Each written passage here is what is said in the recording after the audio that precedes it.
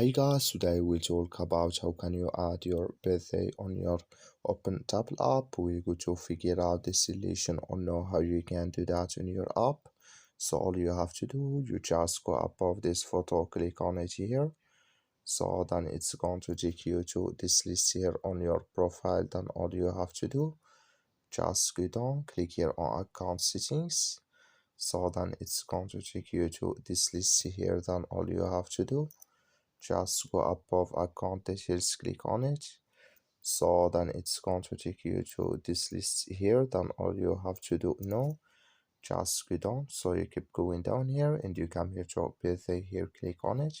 So then here add your birthday here.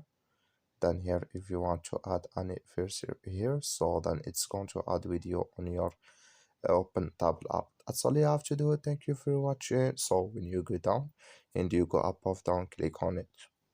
That's all you have to do. Thank you for watching. Don't forget to support us by liking and subscribe.